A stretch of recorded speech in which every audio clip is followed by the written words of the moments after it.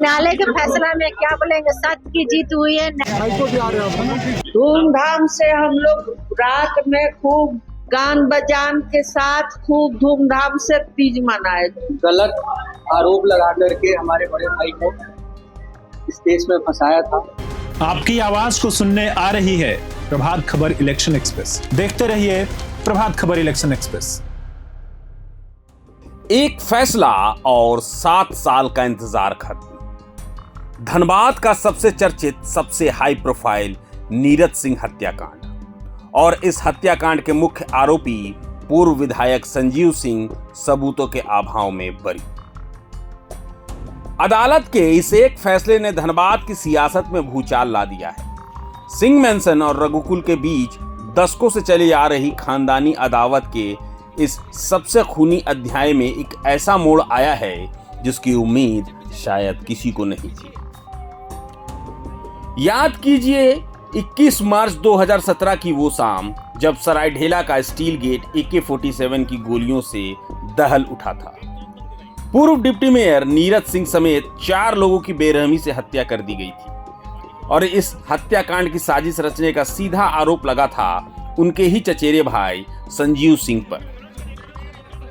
7 साल तक चली लंबी सुनवाई, गवाहियां और तीखी दलीलों के बाद अदालत इस नतीजे पर पहुंची कि अभियोजन पक्ष संजीव सिंह के खिलाफ हत्या की साजिश रचने का आरोप साबित करने के लिए ठोस सबूत पेश करने में नाकाम रहा। पूर्व विधायक संजीव सिंह समेत 10 अन्य अभियुक्तों को भी साक्ष्य के अभाव में बरी कर दिया गया है। वहीं संजीव सिंह के बरी होने की खबर के साथ ही सिंह मेंशन में जश्न का माहौल है। तो रघुकुल और नीरज सिंह के परिवार के लिए यह फैसला एक अंतहीन इंतजार और एक बड़ा झटका है। कि न्यायालय के फैसला में क्या बोलेंगे, सत्य की जीत हुई है। न्यायालय में हमेशा सच्चाई की जीत होती है और मुझे आशा थी, विश्वास थी कि आज नहीं तो कल न्यायालय में मुझे न्याय मिलेगा। हम लोग खुश है, बहुत खुश है कि निर्दोष आदमी का दोषी बनाया गया। तो न्यायालय पे तो भरोसा था, आज नहीं तो कल होगा ही। तो जो फैसला आया हम लोग के पक्ष में आया और हम लोग खुश है, बहुत खुश है।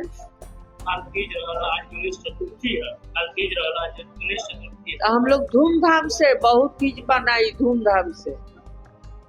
धूमधाम से हम लोग रात में खूब गान बजान के साथ खूब धूमधाम से तीज मनाए। दिन ही से दोनों बहू व्रत में थी। अच्छा, गान बजान के साथ धूमधाम से तीज हुआ। हाईकोर्ट जा रहे हो ना, सर्टिफाइड कॉपी के लिए अप्लाई करके हाईकोर्ट जाइए, हाईकोर्ट में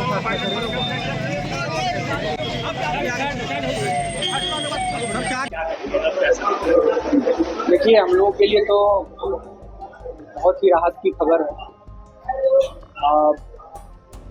लेकिन राहत के साथ साथ ये उन लोगों को एक जवाब भी है जिन्होंने गलत आरोप लगा करके हमारे बड़े भाई को इस केस में फंसाया था।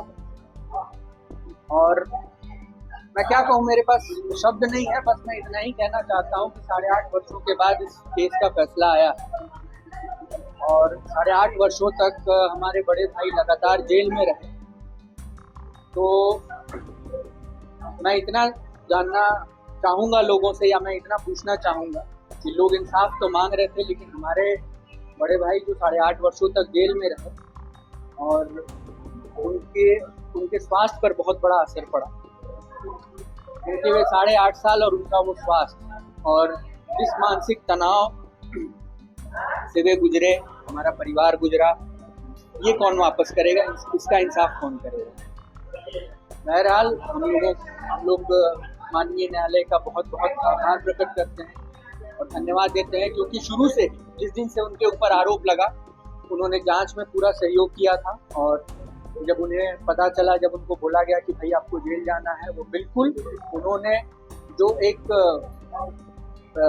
कर्तव्यनिष्ठ नागरिक का कर्तव्य होता है वो उन्होंने निभाया, क्योंकि हम लोगों को न्यायिक प्रक्रिया के ऊपर पूरा भरोसा था और आज हुआ वही। न्याय की जीत हुई। हमारे बड़े भाई आज हमारे साथ, हम सभी के साथ वापस। आज सारे आरोपियों को, माननीय पूर्व विधायक संजीव सिंह सहित सारे के सारे 10 अभियुक्तों को न्यायालय ने बाइज्जत बरी किया है। ये साबित कर दिया न्यायालय ने कि जो धारणा रहती है लोगों के मन में कि निचली अदालत हत्या का केस है, ये धारणा को आज जो है दरकिनार करते हुए ऐतिहासिक फैसला है। कोर्ट ने ये संदेश दिया है कि न्यायालय कोई भी हो, हर जगह न्याय होता है। वही हम लोग आज देखे हैं।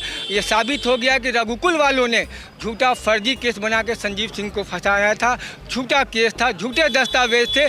आईओ ने जो है उनके साथ मिल करके ये सब फर्जीवाड़ा किया था।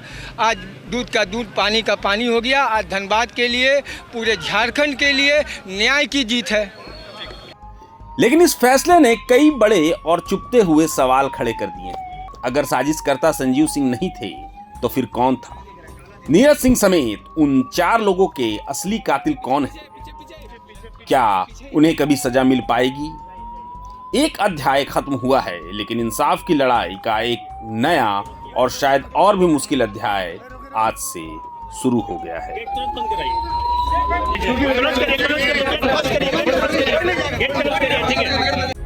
प्रभातखबर.com, विश्वास वही, रफ्तार नहीं।